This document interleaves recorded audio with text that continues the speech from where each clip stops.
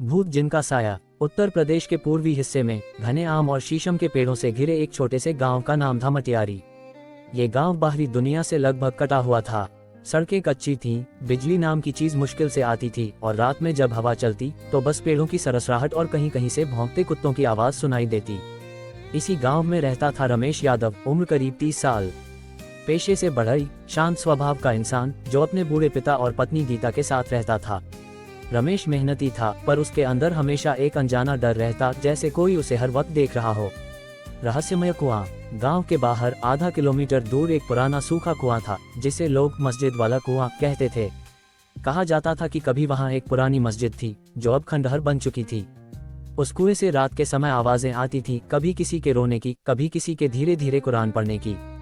गांव के बुजुर्ग कहते थे कि उस कुएं में एक जिन कैद है। रमेश इन बातों पर ज्यादा ध्यान नहीं देता था। उसे लगता था कि लोग डराने के लिए कहानियां गढ़ते हैं। लेकिन एक दिन कुछ ऐसा हुआ जिसने उसकी सोच बदल दी। पहली घटना। एक शाम रमेश अपने दोस्त विनोद के साथ खेत से लौट रहा था। सूरज डूब चुका था, आसमान में लालिमा थी और दूर कहीं से शमशान की तरफ से धुआं उठ रहा था। रास्ते में वही पुराना कुआं पड़ता था। विनोद ने कहा, रमेश चल, शॉर्टकट से चलते हैं, उसी कुएं के पास से। रमेश ने हंसकर कहा, भूत भूत से डर लगता है क्या? दोनों हंसते हुए कुएं के पास पहुंचे। वहां चारों तरफ घास उगी थी और बीच में वो टूटा हुआ कुआं अंधेरे में एक गड्ढे जैसा लग रहा था। जैसे ही वे पास पहुंचे, रमेश को हल्की सी ठंडी हवा लगी, लेकिन वो हवा अजीब थी, जैसे किसी ने फूंक मारी हो। अचानक कुएं के अंदर से आवाज आई, कौन है वहां? दोनों के कदम रुक गए। विनोद ने टॉर्च जलाई, पर कुछ नहीं दिखा। आवाज फिर आई, धीमी, भारी और डरावनी। विनोद भाग गया। रमेश कुछ पल रुका और झांक कर देखने लगा। उसे लगा किसी ने उसका नाम पुकारा, रमेश, रमेश। वो सिहर गया और तुरंत पीछे मुड़ा। कोई नहीं था। उस दिन के बाद से रमेश को रातों में नींद नहीं आती थी। उसे बार बार वही आवाज सुनाई देती, कौन है वहां? बदलता हुआ रमेश। धीरे धीरे रमेश का व्यवहार बदलने लगा। वह रात में उठकर बाहर चला जाता, कभी बिना वजह हंसने लगता तो कभी खुद से बातें करता।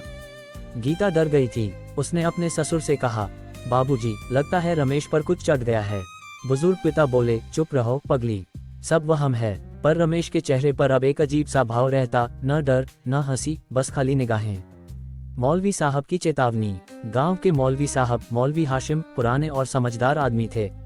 उन्होंने सुना कि रमेश की हालत बिगड़ रही है, तो एक दिन उसके घर आए। उन्होंने कुछ दुआएं पढ़ी और कहा, बेटा रमेश, तुम उस कुएं के पास गए थे क्या? रमेश ने चुप रहकर सिर हिलाया। मौलवी बोले, वहाँ एक जिन रहता है, बहुत पुराना। उसे किसी ने बांधा था, मगर अब वो जाग गया है। वह किसी शरीर की तलाश में है। गीता कांप गई। मौलवी ने एक कागज पर आयत लिखी और रमेश के गले में बांध दी।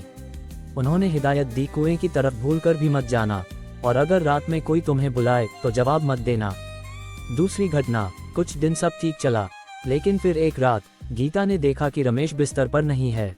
उसने बाहर देखा, दरवाजा खुला था। वह टॉर्च लेकर बाहर निकली। बाहर काली रात थी, हवा बहुत ठंडी। दूर खेतों के पार कुएं की दिशा में उसे हल्की सी रोशनी दिखी। वह कांप गई, मगर डर के बावजूद पति के पीछे चली गई। जब वह पास पहुंची, उसने देखा रमेश कुएं के किनारे खड़ा था और कोई काला साया उसके सामने था। साया इतना घना था कि टॉर्च की रोशनी उसमें समा गई। गीता ने चीखने की कोशिश की, पर आवाज गले में अटक गई। वह बस देखती रही। रमेश उस साये से बातें कर रहा था। साया बोला, अब तुम मेरे हो। गीता बेहोश होकर गिर गई। अजीब बदलाव। अगले दिन जब वह होश में आई तो रमेश सामान्य दिखा, जैसे कुछ हुआ ही न हो। पर अब उसकी आंखें पहले जैसी नहीं थी, उनमें अजीब चमक थी। वह गीता को ठंडी निगाहों से देखता और बिना कुछ कहे मुस्कुराता। गांव में अफवाह फैल गई कि रमेश पर जिन सवार है। बच्चे उसके घर के पास से भागकर निकलते। कुत्ते उसके दिखते ही भौंकने लगते। मौलवी हाशिम फिर आए, लेकिन जैसे ही उन्होंने दुआ पढ़ना शुरू किया, रमेश चीख पड़ा, ये सब बंद करो, मुझे कुछ नहीं हुआ। फिर उसने अपनी मुट्ठियां जोर से भींची और कमरे की दीवार पर मुक्का मारा। ईंटें हिल गईं। मौलवी साहब घबरा कर पीछे हटे। उन्होंने गीता से कहा, अब देर हो गई है। वह जिन उसके अंदर घर बना चुका है। एक रात का आतंक। रमेश अब दिन में घर में चुपचाप बैठा रहता, पर रात में अजीब आवाजें आती, कभी किसी के चलने की, कभी दरवाजे पर खरोंचने की, कभी किसी के धीरे धीरे गुनगुनाने की। एक रात गांव के दो लड़कों ने देखा कि रमेश कुएं की दीवार पर बैठा है, उल्टा, यानी पैर ऊपर और सिर नीचे।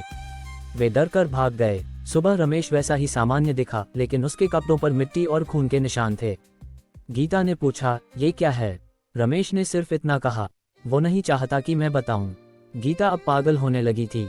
उसने अपने मायके वालों को बुलाया, पर जब वे आए तो रमेश ने दरवाज़ा बंद कर लिया। अंदर से आवाज़ आई, उसे ले जाओगे तो बुरा होगा। मौलवी की आखिरी कोशिश। मौलवी हाशिम ने तय किया कि अब आखिरी बार कोशिश करनी होगी। उन्होंने कुछ लोगों को साथ लिया और शाम के वक्त रमेश के घर पहुंचे। घर के अंदर से सन्नाटा था। उन्होंने दरवाज़ा खोला। रमेश बीच कमरे में खड़ा था और उसके चारों तरफ चूने से बना एक गोला था। उसके बीचों बीच एक पुराना दिया जल रहा था। रमेश की आंखें लाल थीं और उसके होंठ कुछ बुदबुदा रहे थे।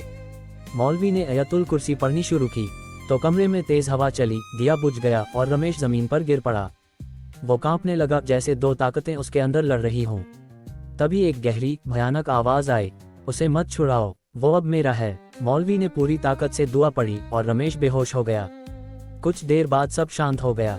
गीता रो रही थी और मौलवी ने कहा, अभी वो सो रहा है पर जिन गया नहीं, बस चुप है। आगे भाग 2 में जिन की असली पहचान, रमेश की आत्मा के लिए संघर्ष, गांव में बढ़ता आतंक और वो आखिरी रात जब सब कुछ बदल गया।